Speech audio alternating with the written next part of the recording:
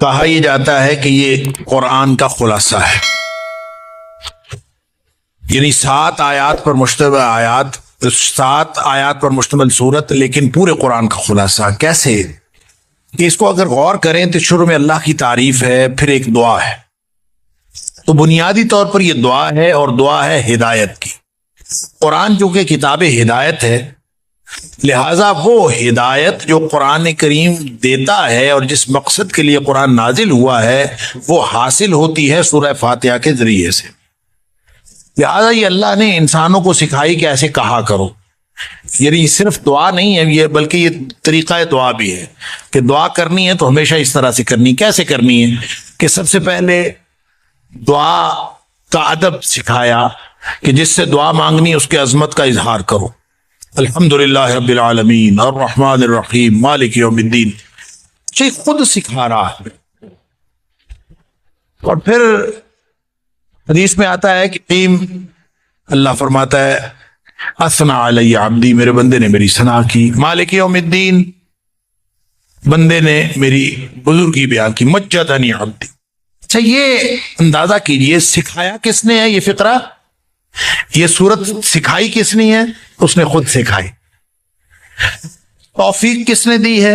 اس نے خود دی ہے۔ زبان کے اندر بولنے کی رکھی ہے، ساری صلاحیتیں اس کی عطا کی ہوئی ہیں، اور جو جملہ عطا ہوا ہے، جو فقرہ عطا ہوا ہے، جو کہنے کے لیے گفتگو عطا ہوئی ہے، وہ بھی اس نے عطا کی۔ لیکن مہربان اتنا ہے کہ پھر بھی کہتا ہے میرے بندے نے میری تعریف کی۔ اللہ کے بندے نے تو کچھ بھی نہیں کیا، سارا کچھ تو اس نے خود کیا ہے، عطا تو اس نے خود کیا ہے، لیکن یہ اس کی مہربانی، اس کی رحمت ہے کہ وہ پھر بھی فعل کی نسبت بندے کی طرف کرتا ہے کہ بندے نے میری تعریف کی۔ اللہ کے الحمدللہ رب العالمین یہ کہنا اس نے خود سکھایا۔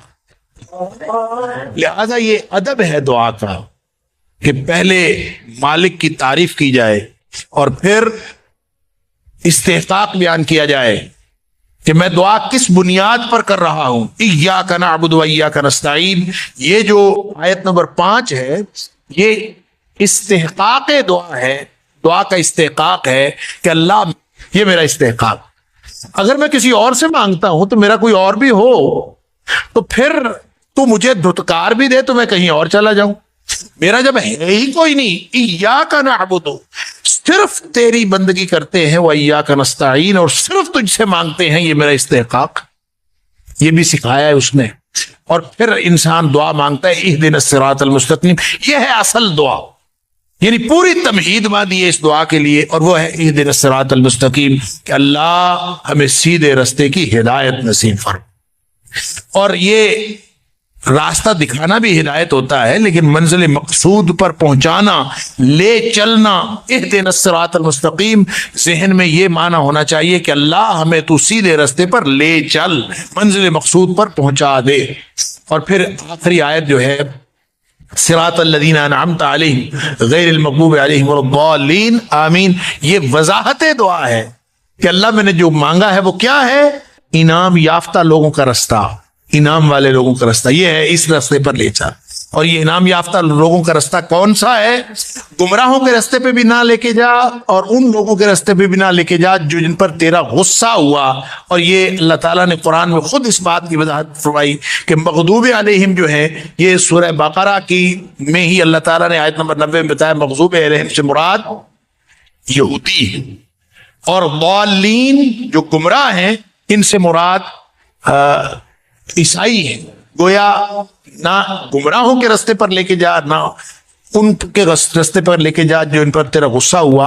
اور ویسے بھی عمومی طور پر اس سے مراد عیسائی اور یہودی نہ بھی ہو تو اللہ اس رستے پر لے کے جا جو گمراہی سے بھی بچا ہوا ہو اور تیری ناراضگی سے بھی بچا ہوا۔ یہ ہے وہ دعا جس کے نتیجے میں اور جس کے جواب میں پورا قرآن نازل ہوا ہے۔ اللہ اکبر۔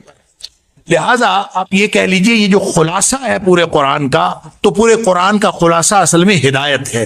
ملتی کیسے ہے؟ ملتی ہے ایاک نعبد و ایاک نستعین کی بنیاد پر، اللہ کی تعریف بیان کر کے اس کے سامنے عاجزی اور بے بسی کا اظہار کرنے سے ملتی۔ سبحان اللہ۔ تو الحمد سے آغاز ہوا قرآن کا، اور آخری سورت کا آغاز اعوذ سے، قل اعوذ برب قل اعوذ برب الناس.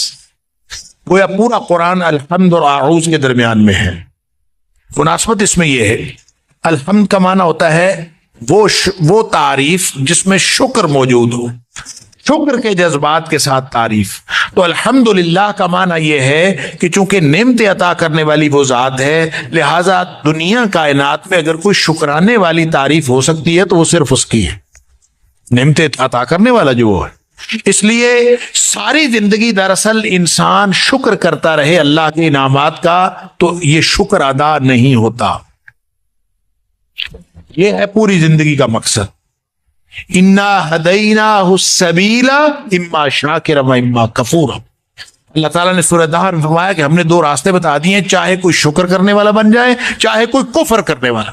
گویا پوری زندگی کا مقصد شکر کرنا ہے، شکر والی زندگی. اللہ تعالیٰ مجھے اور آپ کو شکر والی زندگی عطا فرمائے. سورہ فاتحہ انسان کو شکر والی زندگی گزارنے کا طریقہ سکھاتی ہے. اور قل اعوذ برب الناس جہاں قرآن مکمل ہو، یہ پوری قرآن کی دعوت کا خلاصہ. اور جہاں قل اعوذ برب الناس ہے وہ اس حقیقت کی طرف نشاندہی کرتا ہے کہ انسان جو شکر کی زندگی گزارنا چاہتا ہے اس میں سب سے بڑی رکاوٹ شیطان ابلیس ہے.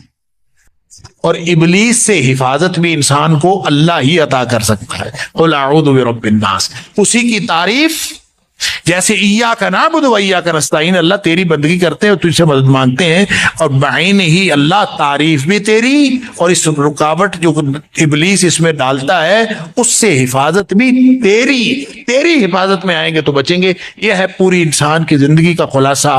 گویا سیانہ بننے کی ضرورت نہیں ہے اور اپنی صلاحیتوں پر اعتماد کرنے کی ضرورت نہیں ہے. اللہ کی دی ہوئی صلاحیتوں کو استعمال کرتے ہوئے اللہ کے سامنے بے بسی اور عاجزی کے اظہار کی ضرورت ہے کہ انسان عاجزی اور بے بسی کا اظہار کرے. یہ ہے پورا قرآن آپ کو جو منہج زندگی بتا رہا ہے، جو اسلوب زندگی بتا رہا ہے، وہ یہ